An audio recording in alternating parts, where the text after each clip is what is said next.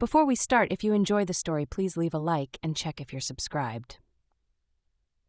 The war beast's tracks cut deeper into the red soil than they should have. Princess Valora Scython crouched at the edge of the impression, claws extending to measure depth while her ears swiveled through the forest sounds. Behind her, the ceremonial AI's hovering sphere pulsed amber, recording her final hunt. The trial should have ended an hour ago with a clean kill and her return to the capital, where House Corvin's champion waited to formalize their political marriage.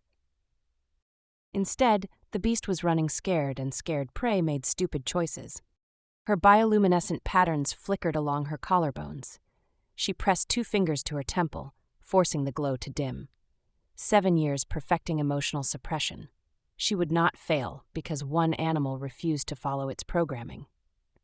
The forest stretched crimson around her, canopy filtering sunlight into bloody ribbons.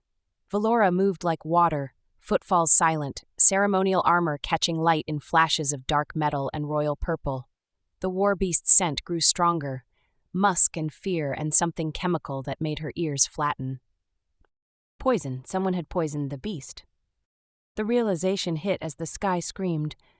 A human transport ship tore through the canopy in cascading branches and black smoke, hull trailing fire.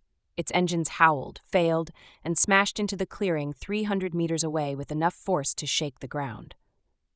The explosion followed, orange flames sending debris spinning through trees. Then the shrieking started, the territorial rage of a war beast whose hunting ground had just been invaded. Valora was running when it charged from the tree line, 6-legged bulk moving with terrifying speed despite foam at its jaws. She brought her rifle up, sighting through ash and smoke. Plasma fire erupted from the crash site, wild and panicked, scattering everywhere except the pack of predators materializing from shadows. Her shot went wide. The war beast pivoted toward her, and suddenly she wasn't hunting. She was being hunted by 600 kilos of poisoned muscle that saw her as threat. She fired controlled bursts, but it was too close, too fast. Her claws extended as she prepared for close combat when a human voice shouted something profane. A man burst from the wreckage at full sprint, jacket torn and face smeared with soot, plasma pistol in hand. He saw the predator pack, swore, and opened fire with terrible aim that somehow scattered the creatures. Directly into her approach, she hissed and dove as the war beast lunged. The human skidded to a halt 3 meters away, eyes wide. "Oh, you've got to be..." The predators hit him from behind. Valora moved without thinking, blade clearing its sheath. The human went down hard under snapping jaws. She took the first predator's head off with one stroke, kicked the second, grabbed his jacket, and hauled him upright. He came up fighting, pistol tracking threats with better instincts than accuracy. When he pivoted to cover her blind side, something clicked. The war beast charged again, and they moved together. She didn't know his name or why he was here, but when she went low, he went high. When she circled right, he laid covering fire left. Chaotic, improvised, nothing like proper training, but it worked. Her blade opened the beast's flank. His plasma fire took out its eyes. It roared, twisting between them, and Valora saw the opening she needed. She also saw the human in the path of its counterstrike. "Down!" she snarled, but he was moving wrong, pistol empty, attention on the last predators circling for attack. The war beast's head snapped toward her, fangs spread wide, venom dripping. She couldn't dodge in time. The human threw himself sideways and up, body intercepting the strike meant for her chest. The fangs punched through his shoulder. He screamed and jammed his pistol against the beast's skull. The plasma cell was empty, but the battery wasn't, and when he triggered the overload, the weapon exploded in sparks and burning metal that turned the creature's head into smoking ruin. Collapse taking him down. Valora killed the last predator on instinct. Then she was kneeling, rolling him onto his back, hands assessing damage. The venom was fast-acting. His pupils dilated unevenly, breathing shallow. "You idiot," she whispered, ears pinning as her patterns flared. "Why would you—" The ceremonial AI descended beside them, voice calm and neutral. "Royal trial complete. Primary objective achieved with external interference. Circumstances invoke ancient protocols." Her head snapped up, hands pressed against his wound. What protocols? Life debt declared, royal blood preserved during sacred hunt by non-Sithari intervention. Article 17 of the Covenant of First Blood applies. Repayment must match the debt's weight. Ice spread through her chest. No. For preservation of royal life during sacred trial, only one repayment is acceptable under law. The debt-bearer must be bound in marriage to the preserved. The human's eyes cracked open, glazed with pain. He looked at her, at the AI, at the dead beast.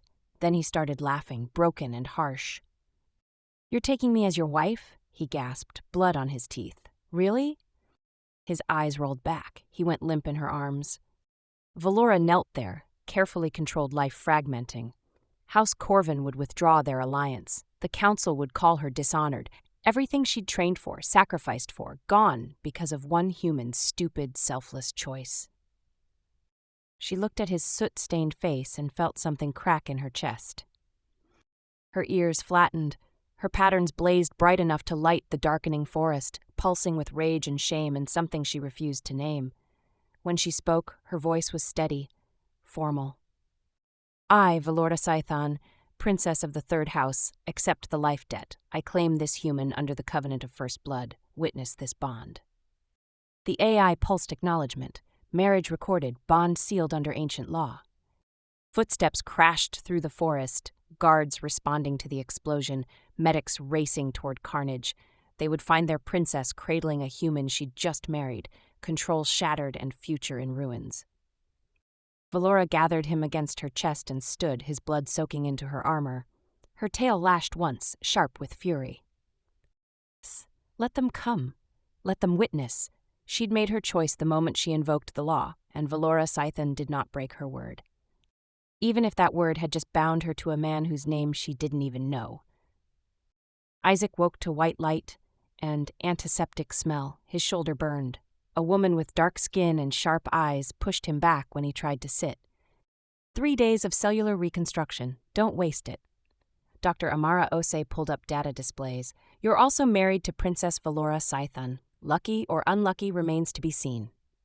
Memory hit in pieces, the crash, the fight, fangs through muscle, blue skin and blazing patterns. Where is she? Dealing with her life imploding, House Corvin withdrew their marriage alliance, the council's questioning her fitness for command. The door opened. Valora entered wearing formal purple robes, ears rigidly upright, face neutral. Her pupils dilated when their eyes met, then she looked away. "Leave us," she told Ose. They stood in silence after the door sealed.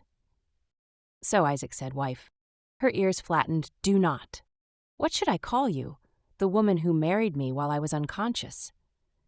"You took a strike during a sacred hunt. Ancient law is absolute. I had no choice." "There's always a choice." Her head snapped toward him, amber eyes flashing. "You know nothing about my people. Nothing about honor or the weight of tradition. I invoked the marriage clause because the alternative was death for us both." "Funny, feels like you're the one trapped." Pain flickered across her face, her claws extended before she forced them to retract. "You'll stay in my quarters. The council will scrutinize every interaction. If we appear anything less than united, they'll strip my command and dissolve this union as fraudulent." "And then what happens to me?" "Deportation if you're fortunate, imprisonment if not." Isaac laughed bitterly. "So I'm your political liability." "You are my husband. Your survival is bound to mine whether either of us wants it." She turned to leave. "For what it's worth, I'm sorry your life got wrecked because I have terrible timing." Her shoulders tensed, then she walked out without answering. The quarters were enormous. They avoided each other for days. Isaac healed fast, wearing a regeneration brace that itched constantly.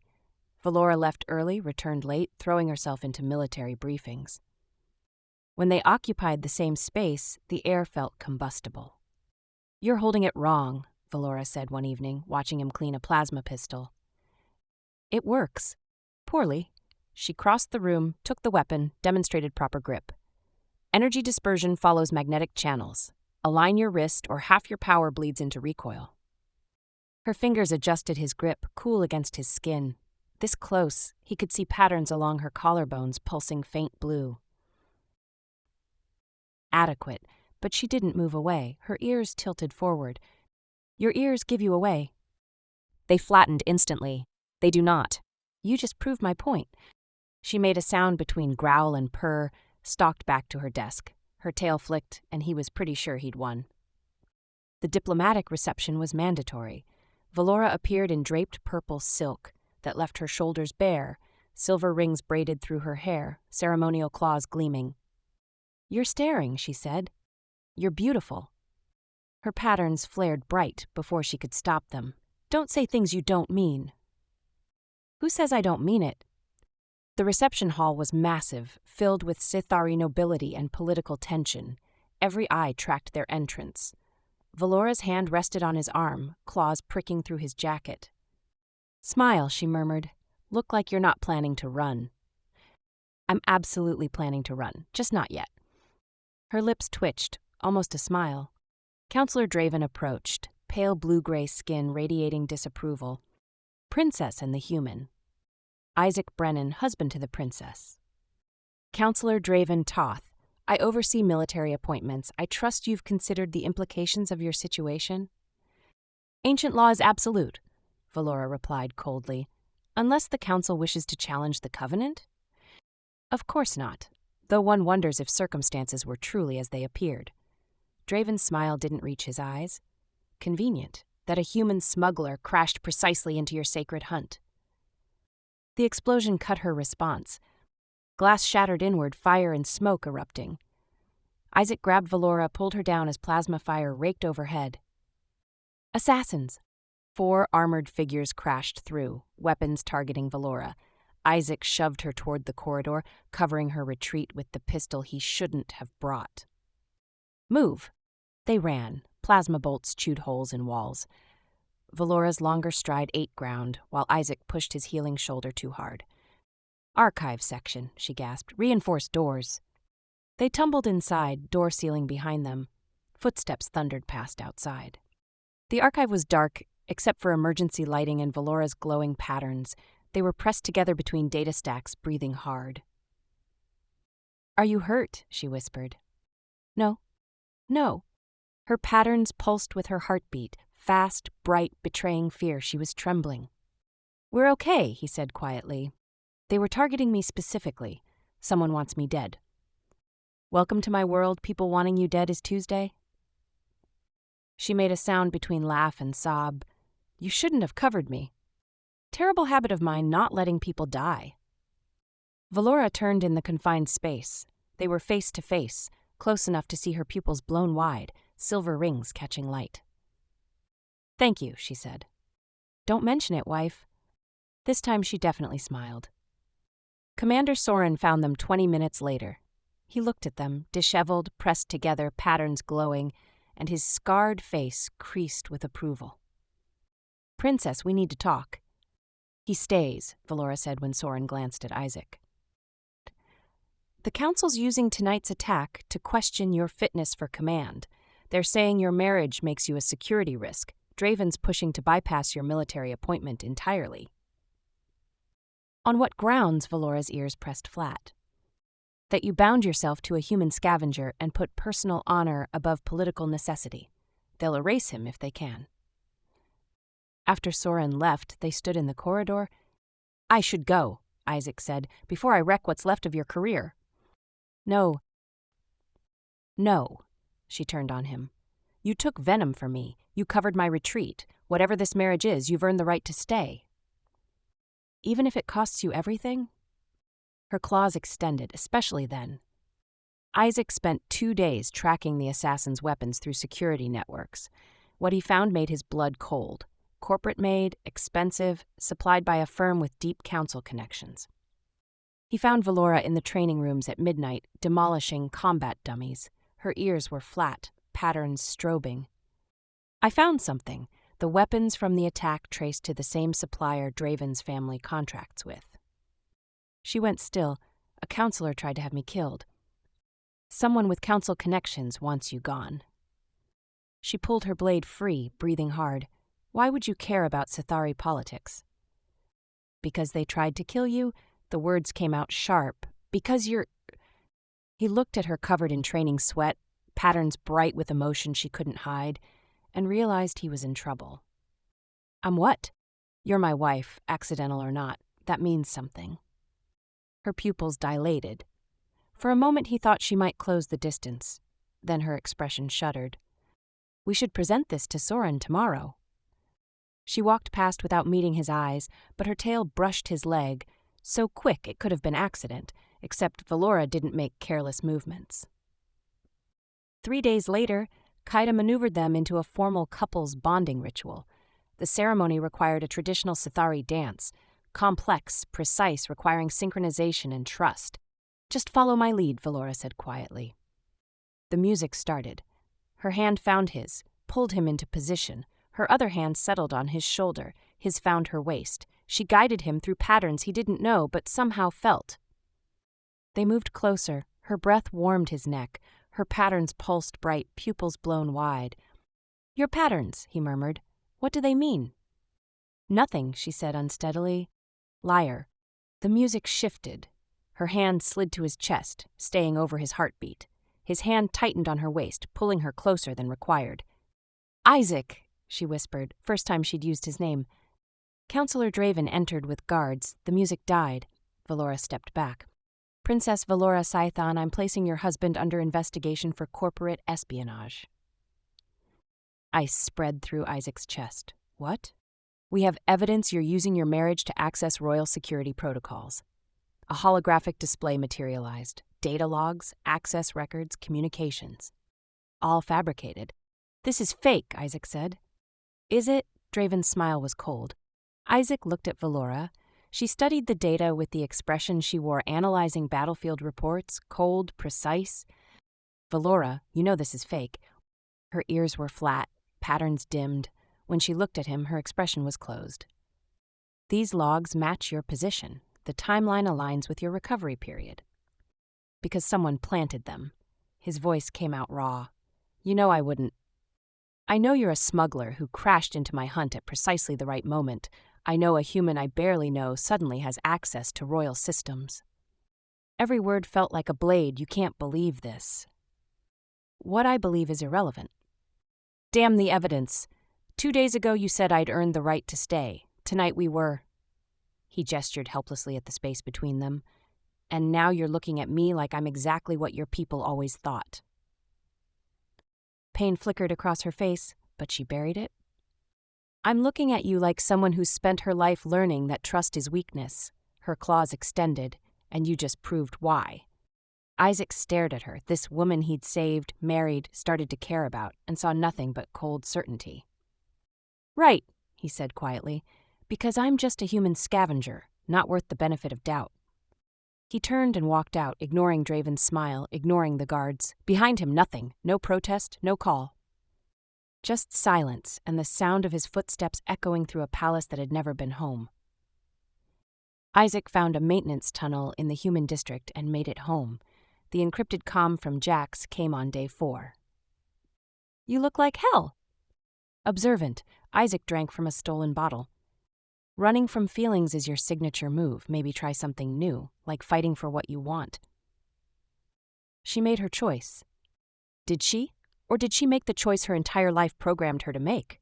Jax paused. "You saved her, married her, started breaking through. Then you bolt at the first real test." She called me a scavenger to my face. After seeing fabricated evidence designed to trigger every prejudice she's been taught. I'm not saying she was right. I'm saying maybe she deserves a chance to realize she was wrong. Isaac stared at the ceiling. "Why do you care?" "Because I've never seen you care about anything the way you care about her. Don't waste it." The connection cut. Isaac sat in the dark and tried to convince himself leaving was easier. He failed. Valora hit training dummies at 3 a.m. because sleep was impossible. "Those dummies surrender yet?" She spun. Dr. Osei leaned in the doorway, medical bag in hand. "What are you doing here?" "Checking on a patient destroying her hands." Osei grabbed her wrist, examined bloodied knuckles. "You want to tell me what's happening, or should I guess?" "There's nothing to tell." "Your husband gets accused of espionage. You believe it despite his character, and now he's disappeared while you beat yourself bloody." Osei applied antiseptic without gentleness. Sounds like nothing. Valora's ears flattened. The evidence was designed to make you doubt him. And it worked. You spent your life learning that trusting humans makes you weak, so when forced to choose between programming and the man who's proven himself repeatedly, you chose what felt safe. I chose what the evidence. You chose what let you avoid vulnerability. Accusing Isaac was safer than admitting you're falling for him. The words hit hard. Valora's patterns flickered erratically. I don't. Yes, you do. I've watched you two. Your ears track him. Your patterns pulse when he's close. You're terrified, and I understand, but terror isn't an excuse for cruelty. Kaida appeared next morning with data chips. We're analyzing Draven's evidence. Kaida, shut up and let me help. Her sister pulled up displays, fingers flying through code. You're miserable. Also, Isaac's innocent and Draven's a manipulative bastard. They worked 6 hours. Digital fingerprints emerged, the same corporate signatures that supplied the assassins, the same networks Isaac had flagged. It's all fabricated, Kaida said quietly. Valora stared at proof of her mistake. I destroyed him for nothing. Not nothing. You destroyed him because you were scared. Now you fix it. Commander Soren arrived with surveillance showing council members coordinating with mercenaries before the assassination attempt. The conspiracy extends to murder. You're a target. They'll use Isaac to hurt you if they find him. They won't. Valora stood, ears forward, because I'm finding him first. Soren's scarred face creased in approval. About time. Valora tracked Isaac through instinct and determination. She knew his patterns, how he moved, where he'd feel safe. The human district sprawled chaotic, but she moved with predatory focus. She found him in a maintenance tunnel, preparing flight charts. His ship was berthed 2 docks over, fueling sequence initiated. He looked up. Something in his expression made her chest ache. Come to see me off? No, I came to apologize. His eyebrows rose. That's new? I was wrong. The evidence was fabricated. Kaida found the signatures. Everything pointed to Draven's corporate connections. I told you that. I know. Her ears pressed flat. I didn't believe you because believing meant confronting every prejudice I've been taught. It meant admitting my people might be wrong about humans, that I might be wrong about strength and control and trust. Isaac set down the datapad, and now I know real weakness was choosing fear over faith. She moved closer. You've shown me more courage than any warrior. You saved my life, covered my retreat, investigated a conspiracy that could have killed you, and I repaid you by proving I value tradition over truth. I spent my life perfecting control because feelings make you vulnerable. Trusting someone gives them power to hurt you. Her patterns pulsed bright. Then you crashed into my hunt and made me feel everything I'd convinced myself I was above needing. It terrified me. I terrified you? You made me want things I thought I couldn't have. Made me question everything I'd built my identity around. She was close now. When Draven showed that evidence, I used it to push you away before you could hurt me worse. Except I did the hurting. Isaac stood slowly. You shredded my trust. I know. Called me exactly what your people always thought. Made me feel like saving you was the stupidest thing I'd ever done. Her ears pinned back. I know, and I'm sorry. You deserved better. You deserved someone who'd fight for you the way you fought for me. They stood in charged silence. I decided I couldn't leave you, Isaac said finally. Even after you gutted me, I couldn't leave you to face this alone. Because apparently I'm an idiot who doesn't know when to quit. You're not an idiot. I'm falling for a woman who married me by accident and spent 2 weeks wishing I didn't exist. Valora's breath caught. I stopped wishing that. When? When you covered me during the attack, when you made me laugh, when you danced with me and I realized I wanted to keep you. Her patterns blazed. I've never wanted to keep anything the way I want to keep you. Isaac reached for her face, fingers tracing her jaw. Your patterns are really bright. They do that when I'm emotional. I've stopped trying to hide it. What are you feeling?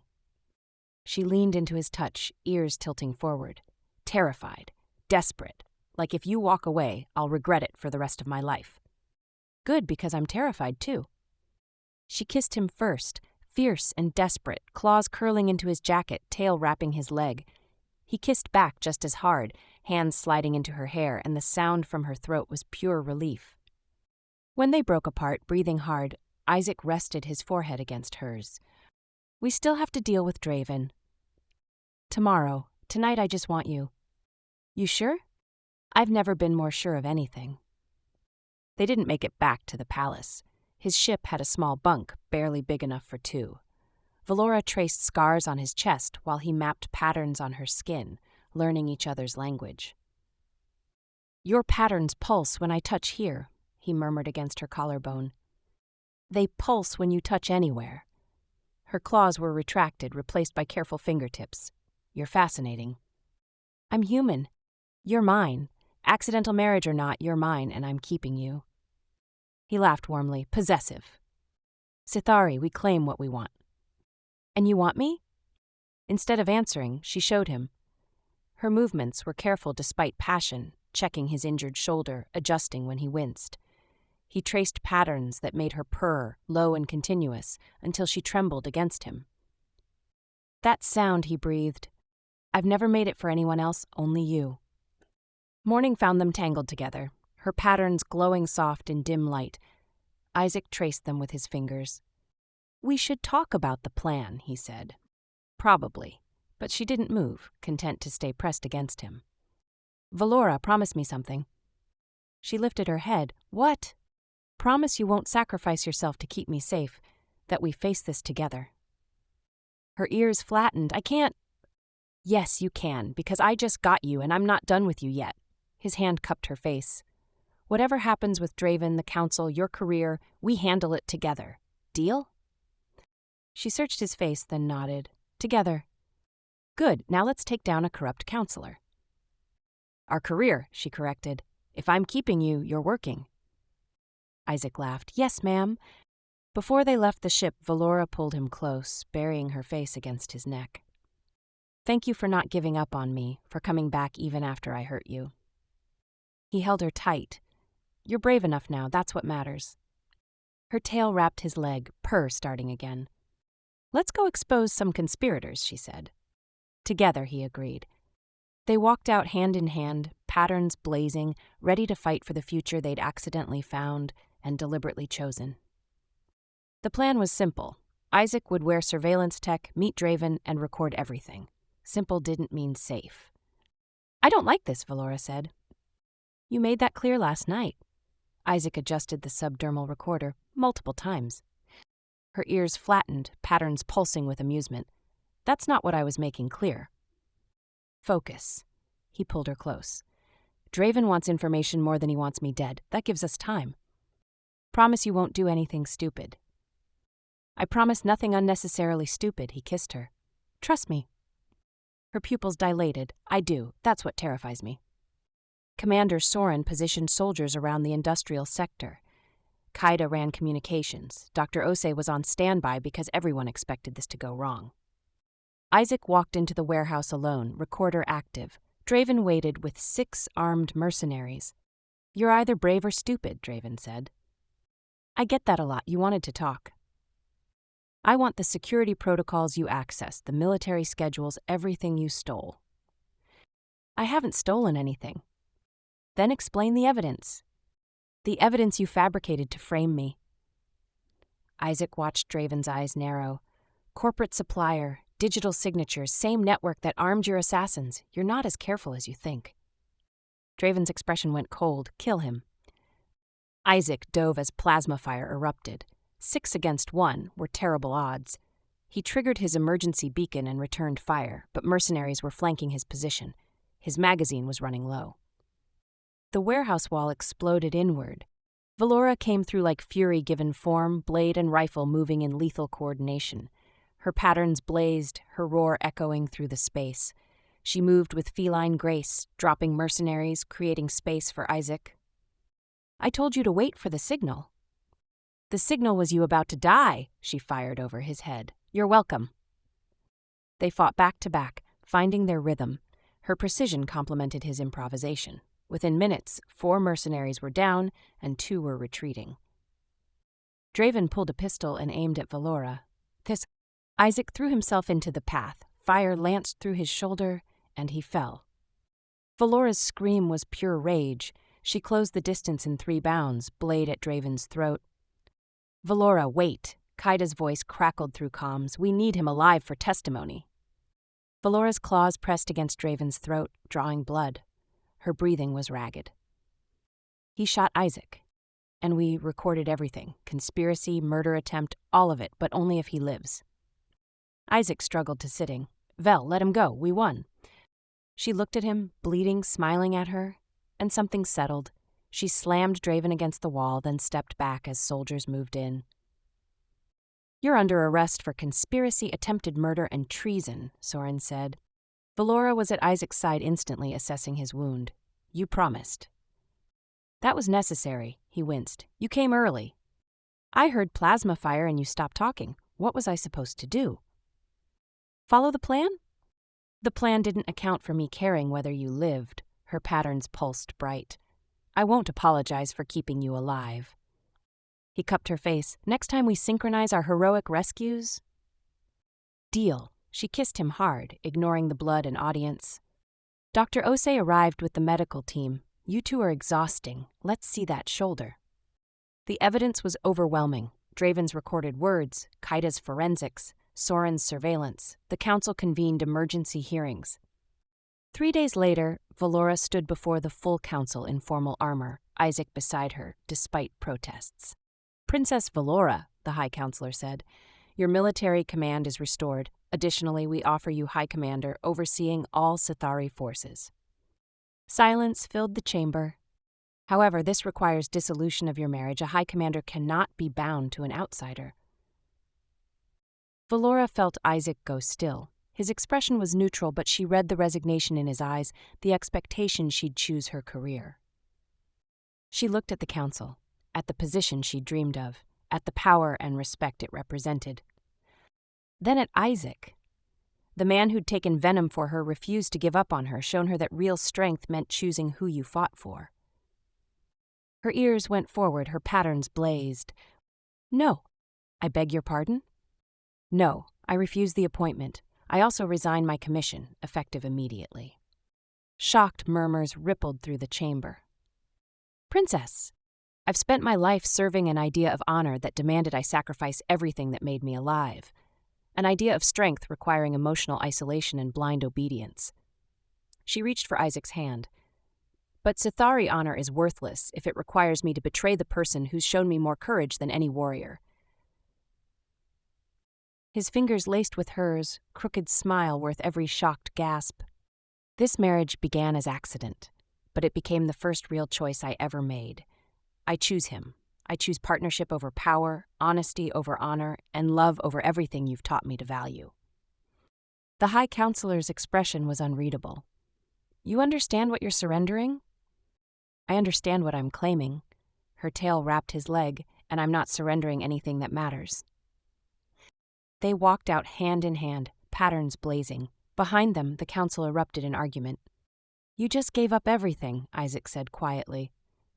"I gave up their definition of everything. I kept what matters." "Your sister's gonna kill us." "My sister orchestrated half this. She'll be thrilled." Valora kissed him. "Besides, I have plans." Independent security fleet, outside council jurisdiction, gray space operations, contracts they can't take. Someone has to protect who the council forgets. Isaac's eyes lit up. "We? You're my co-commander unless you'd prefer smuggling alone?" "And miss working with you daily? Absolutely not." He pulled her closer, "though I'm terrible at following orders." "I know, I'm counting on it." 8 months later, the Covenant cut through space on Council territory's edge. The crew was mixed, human and Sithari working side by side, drawn by reputation and promise of something better. Valora commanded from the bridge, tactical brilliance matched by Isaac's adaptability. They protected colonies the Council considered expendable. Their quarters blended Sithari weapons and human music, shared memories. At night, when nightmares surfaced, she curled against him and purred, that sound she'd never made for anyone else. Incoming transmission, their communications officer called. Council request for assistance with border dispute. Valora and Isaac exchanged glances. Tell them our rates, Valora said. Both commanders or neither. Yes, ma'am. Isaac leaned back, crooked smile playing. Remember when you hated that I existed? I remember when I thought I did. I was wrong about a lot of things. And now? Now I know the best things crash into your hunt when you least expect them. Her patterns pulsed warm. And sometimes you're smart enough to keep them. He brought her hand to his lips. Smart enough or stubborn enough. With us, same thing. The Covenant's engines hummed as they set course. Behind them, counsel and rigid traditions. Ahead, uncertainty and freedom from choosing your own path. Valora looked at Isaac, husband by accident, partner by choice, co-commander by design, and felt something settle in her chest. Not cold perfection her people prized, but something warmer. Real. Ready? She asked. Always. He squeezed her hand. Let's go save some people. They faced the view screen together, patterns blazing, united by the bond that began in blood and chaos and became something neither could have imagined. Love was the most dangerous improvisation of all. And absolutely worth it.